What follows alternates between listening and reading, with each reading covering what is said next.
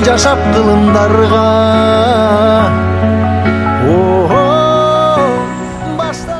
Бүгүнкү биздин иш-чарабыздын өтүшүнө ушул нерсенин болушуна себеп болуп аткан ата-аталап турган инсандар бар. Мына ушул ата-аталап инсандарды мен бир атап койсом, бизге дайым эле жакындан жардам берип аткан Айбике эжебиз өзүнүн колунан келген акчалай жардам берди. Кылчак коюңуздар.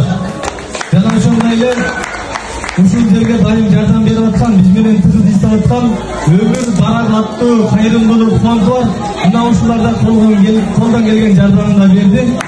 Жана ошондой эле базарда иштеп аткан айрым бир биздин агаларыбыз бар. Мына ушулар дагы колдон келген жардамдарын беришти.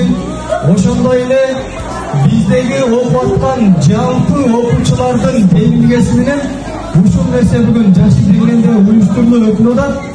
Ушул бүгүнкү иш-чарага жалпы жардам бергендерге Кудайым тапкандарына береке, өмүрлөрүнө береке берген болсун. Ошентип бүгүнкү биз иш-чарабызды аяктай турган убакытта келдик. Баарыңыздарга чоң рахмат. Жолумдан эч тайманба.